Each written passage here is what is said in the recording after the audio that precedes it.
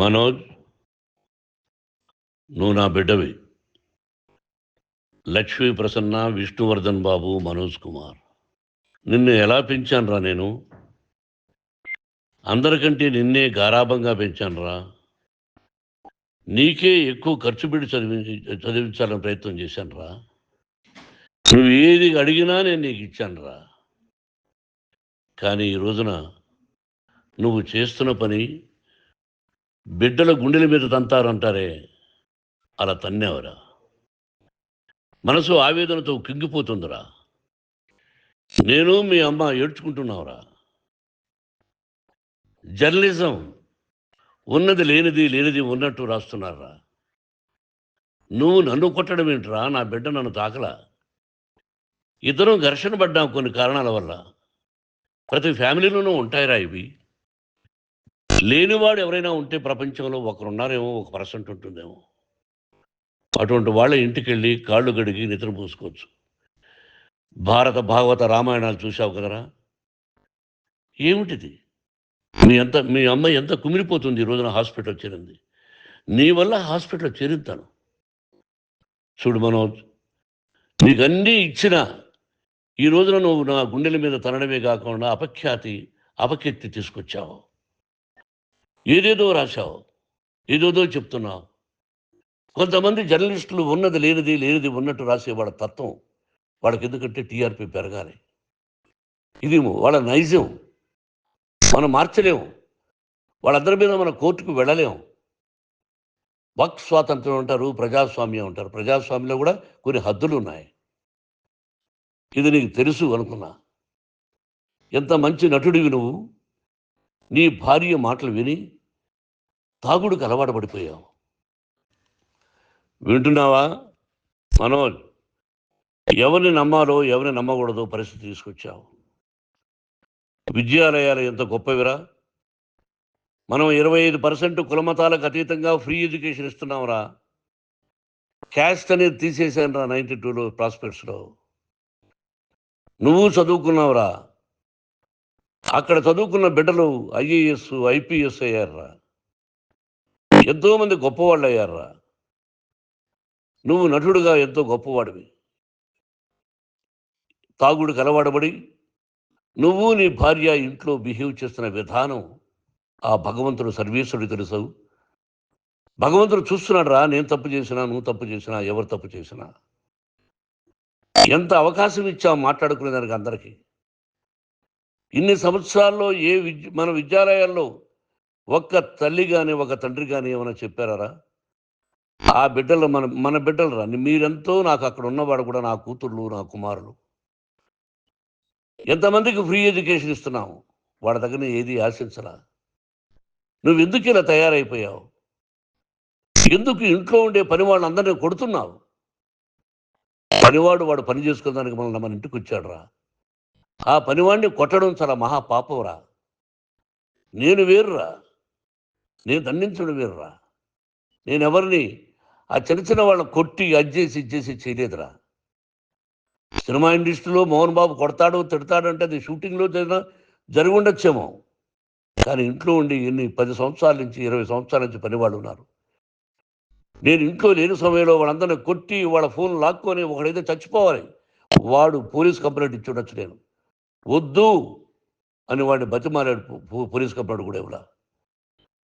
ఇంకైనా నువ్వు నీ భార్య మారి బయట ఉండండి రా అన్నాను నేను. లేదు డాడీ, తప్పు చేయలేని ఒకసారి వచ్చావు, మళ్ళీ తప్పు చేశావు, మళ్ళీ వెళ్ళావు, మళ్ళీ ఈసారి తప్పు చేయనన్నావు. ఏమండి వీడు తప్పు చేయడం అని మీ అమ్మ చెప్పింది.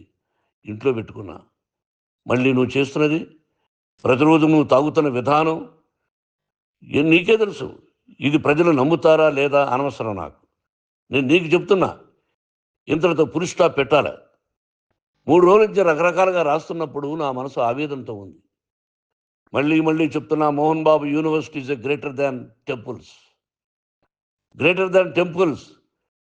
బిడ్డలను కాలేజీలో చేర్చుకునే ముందు చెప్తారు, అన్నయ్య ఎంత ఉంది యూనివర్సిటీ రూల్స్, ఇది మా పద్ధతి, మీకు ఇష్టమైతే చేర్చండి. గవర్నమెంట్ బిడ్డలను గవర్నమెంట్ ఏమిస్తుందో ఇంత పర్సంటేజీ వాళ్ళకు కూడా మీ దగ్గర ఎందుకు డబ్బు తీసుకుంటున్నామంటే దానికి అర్థం పరమార్థం చెప్పాము. దొంగతనంగా తీసుకోలేదు. ప్రతిదానికి చెక్కులు ఉన్నాయి, అది అకౌంట్ ఉంది. దానిలో తప్పులు జరిగితే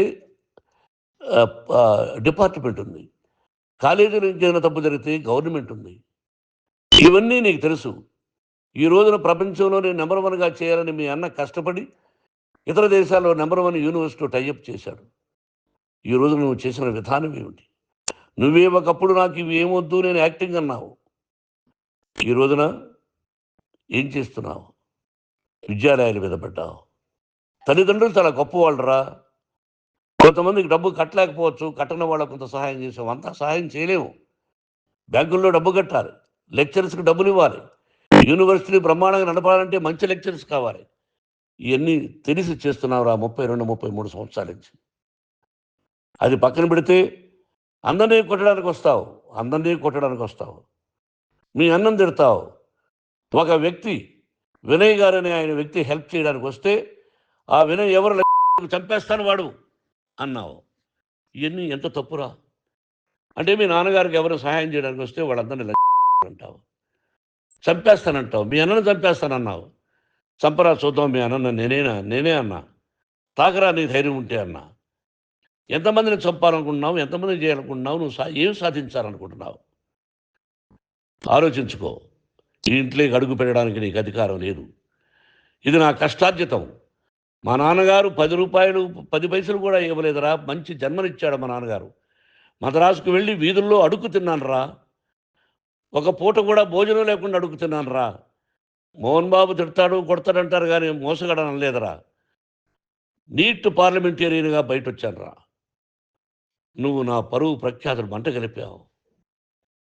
ఏమిటి నేను చేసిన అన్యాయం? నీకు జన్మనిచ్చాను, అదా నేను చేసిన పాపం. అందుకే ఇది నా ఇల్లు అన్నావు. నువ్వు నీ ఇల్లు కాదు. నీ కష్టార్జితంతో నువ్వు సంపాదించుకున్న ఇల్లు నీది. ఇది నా డబ్బు, నా కష్టార్జితం. నా కష్టార్జితంలో నేను పిలిస్తేనే మీరు ఇంట్లోకి రావాలి. అటువంటిది పోగొట్టుకున్నావు నువ్వు. ఆస్తులు అంటావా? ముగ్గురికి సమానంగా రాయాలా లేదా అది నా ఇష్టం. ఆస్తులు ఇస్తానా, లేకపోతే గంగపాలు చేస్తానా, లేకపోతే ఎవరికైనా దానధర్మాలు చేస్తానా, అది నాకు సంబంధించిందిరా. నా కష్టార్జితం రా. మీరు చేస్తున్న విధానం గుణగణాలు కావాలరా. మందు తాగచ్చురా. ఎంత తాగాలి? నేను కూడా 1 or 2 పెగ్స్ తీసుకుంటా.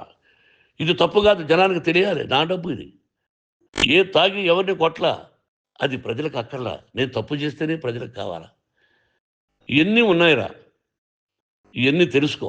జర్నలిస్ట్ సోదరులారా, మీకు నా గతాన్ని తెలుసు, నా భవిష్యత్తు, నేను ఎక్కడి నుంచి వచ్చాను కూడా మీకు తెలుసు. ఈ రోజున మీరు రాస్తున్న విధానం, నా బిడ్డ నన్ను కొట్టాడన్నారు. ఎంత తప్పు! ఈ రోజున నా బిడ్డ మీద కోపంతో అవును చెప్పచ్చు. కాదు, వాడు నా మీద చెయ్యెత్తలేదు.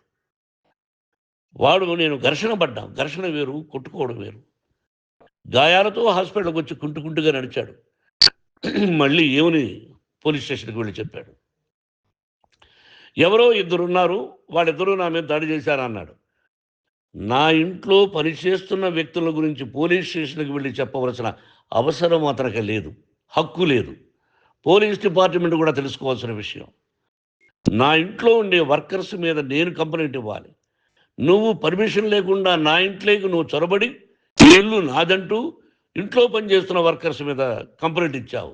అది ఎంతవరకు పోలీసు న్యాయమో రూల్సో చూద్దాం.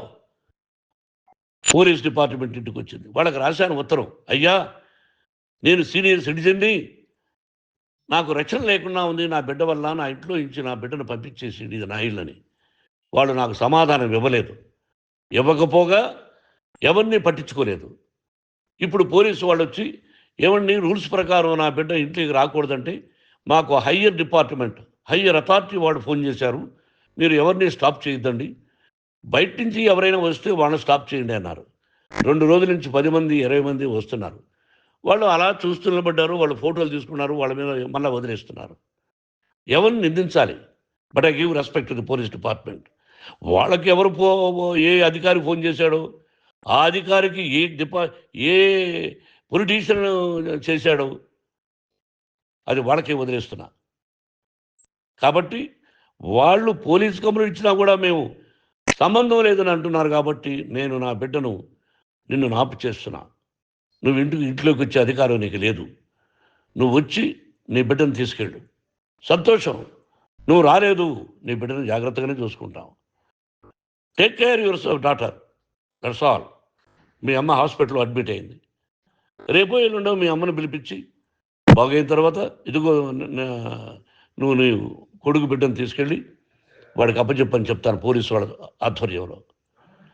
ఇది 100% జర్నలిస్టు సోదరులారా, ఫుల్ స్టాప్ పెట్టండి. మీకు కుటుంబాలు ఉన్నాయి, మీ యజమానులకు కుటుంబాలు ఉన్నాయి. మీ కుటుంబాల విషయాలు, మీ యజమానుల కుటుంబాల విషయాలు మేము ఎవరు జోక్యం కలుగు చేసుకోరా. మేము నటీనటులం. మాది తప్పుంటే నటుడుగా నన్ను ఫెయిల్యూర్ అని రాయండి, నా నటన బాగలేకపోతే రాయండి. బట్ ఇంటి లోపల సందులో నుంచి చూస్తూ తప్పు చేస్తున్నామని ఉన్నది లేనిది, లేనిది ఉన్నట్టు రాయకండి. మీకు నా హృదయపూర్వక నమస్కారాలు. ఇన్ని రోజులు హృదయపూర్వకంగా ఎంకరేజ్మెంట్ చేశారు. ఆ ఎంకరేజ్మెంట్కు నమస్కారం చేసుకుంటూ I love you all. I love you police department. మీరు న్యాయంగా ధర్మంగా నడుచుకోండి, ఎవరికి తొత్తుల్లాగా ఉండొద్దండి అని మనవి చేసుకుంటూ నేను సెలవు తీసుకుంటాను. Thank you very much for all the journalist. ఇక్కడ ఫుల్ స్టాప్ పెట్టండి, ఫుల్ స్టాప్ పెట్టండి. Thank you very much.